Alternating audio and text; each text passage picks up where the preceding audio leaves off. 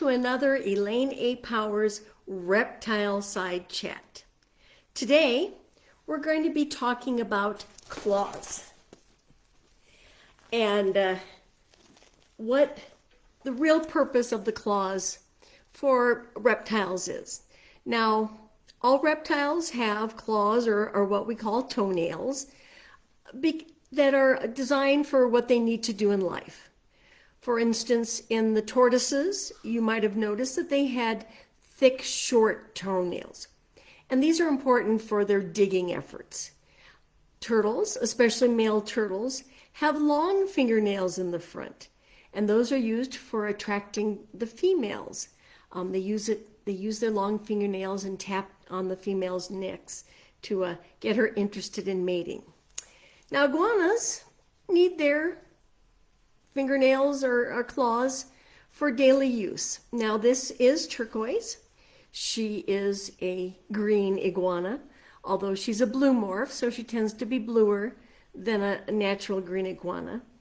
And she has offered to volunteer not only to show her claws, but to help me explain why iguanas may not be the right pet for everyone. When I lived in New Jersey, I ran an iguana rescue. And after a while, once I knew the iguanas were healthy and in a good place mentally, I would put them up for adoption. And I would have the adopter fill out a questionnaire. And the first question was, are you willing to be scratched, bitten, and whipped? And at that point, I lost 75% of the people who wanted to adopt an iguana. Now, because green iguanas have that nice long tail, that is a defensive technique, so she's going to be trying to whip me here. And if you notice, I don't know if you can see them, but she does have nice teeth. They're razor sharp teeth for biting, but they really like to leave biting for the last resort. Their first defense is to run. They can run away, they'll leap off, they're good jumpers. They can jump down into the water, swim away, they can hold their breath for half an hour. If they can't feel they can run, then they'll start whipping with that tail, which hurts. And people say, well, they've got these long claws. They use them to scratch people. Well, actually they don't. The claws are not used for defensive purpose. They are not like cats that have strength behind their claws where they'll reach out and whoosh, get you with their claws. No, their claws are just for living in the environment that they have evolved to live in. And you may have noticed that when I handle iguanas, I tend to wear long sleeve shirts or a sweatshirt, a particularly thick sweatshirt. And that's because of these claws. Now, most people do not like to see other people bleed. And I've learned that even though I'm getting scratched and it really doesn't bother me, it does bother other people. So I do try to wear protective equipment when I'm handling green iguanas. But today you'll get to see me bleed. You can notice I've already been scratched, a little blood there. And when you meet people who love their iguanas and handle them a lot, they're going to be scratched. It just comes with the territory. So now let's take a look at those claws. As you notice, they're reasonably long, and they got that little hook at the end. Green iguanas live in trees, so they have to be able to latch on to the bark of the tree to climb upwards. So that is what those claws are for. So they're not for defense, they're more like the grappling hooks that climbers use, that they'll hook the ends of their claws into the bark so they can pull upwards. Now, you may say, well, okay, but those are, Elaine, you're getting scratched up. Why don't you trim them? Well, you can trim them, but you can only trim, I don't know if you can see that little bitty bit at the end. Because right where you see that little whitish part, and it's dark on top, that's where the blood vessel is. So if you cut their toenails too close, it'll bleed, it'll cause them pain, and it'll be even harder to try to trim their claws than it usually is. Now, you may also notice that she is missing a nail. And this happens in the wild as well. You throw your nail up to pull yourself up, and you get it stuck somewhere. And you pull it, and you try to pull, and you try to pull, and you can't pull the nail out. Well, you don't want to lose your life because you've got a finger stuck somewhere.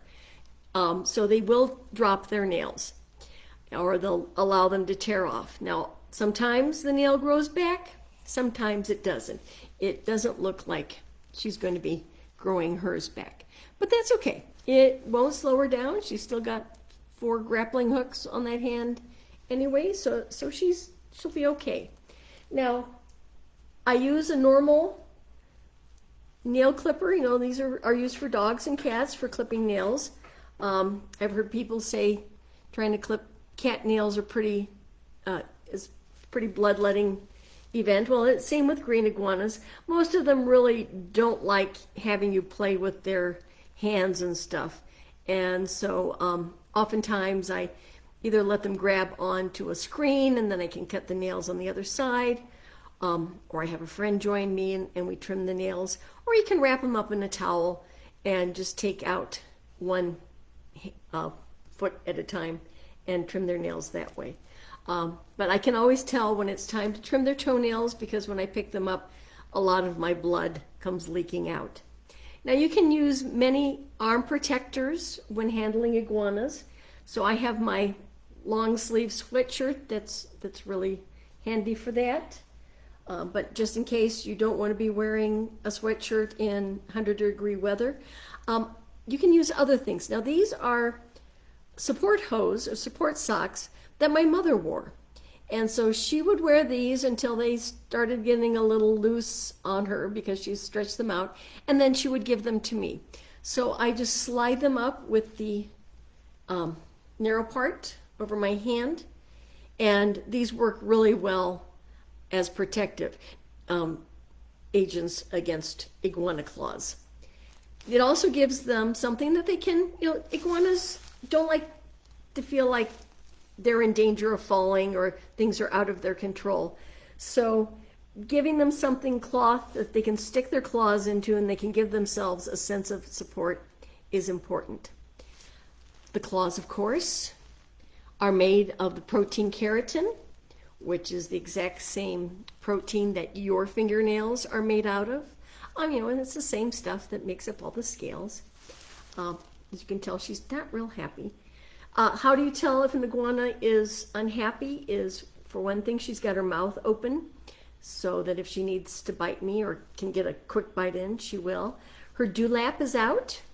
As you know, iguanas have this little flap of skin underneath their chins. That's called the dewlap, and they'll extend that when they're not feeling comfortable. And once again, as I've mentioned before, maybe the subtympanic scale, this big scale right here, then looks like an eye. So now Turquoise has a really big head because her dewlap is extended and her subtympanic scale looks like an eye instead of the cute little iguana that she is. Yes.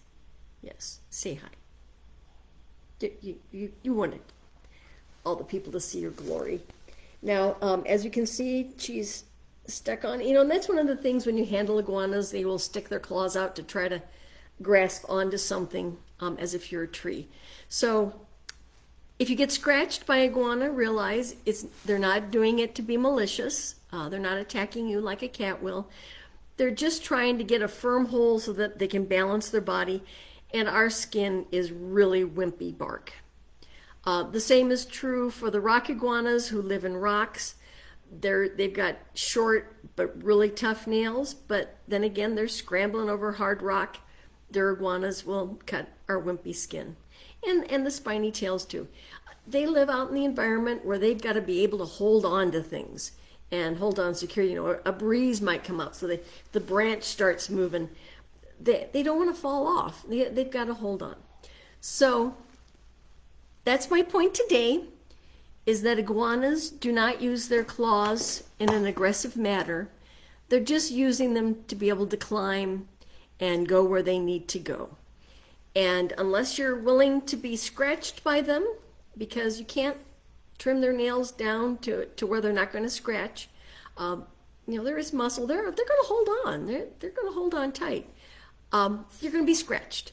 Now, back in the olden days, they said bloodletting was good for your health. Not so sure of that anymore, but they're not doing it on purpose. The tail whipping, that's a whole other matter. And, if she bites, but then again, if I get bitten, it's my own fault. You have to remember, if you want to pet iguana, it's not a socialized animal. This is not a dog or a cat that's been bred for generations so that they like being around people and feel the need to have people around. Iguanas are wild animals.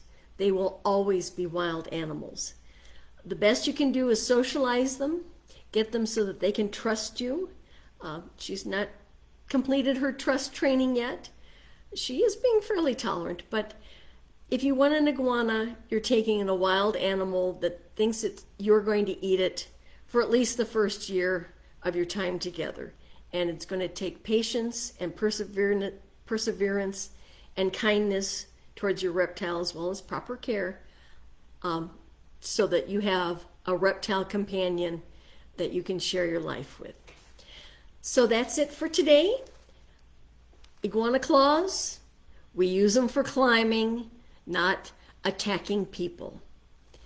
This is Elaine A. Powers. Check out my website at elaineapowers.com, or the books and activity sheets and workbooks at lyricpower.net, and sign up for my newsletter.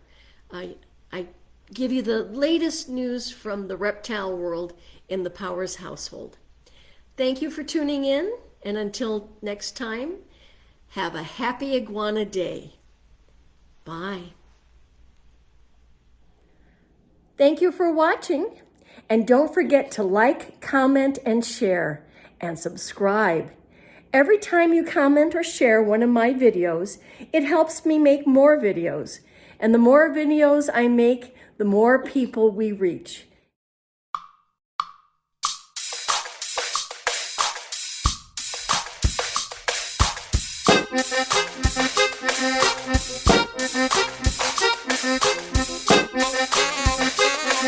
Thank you.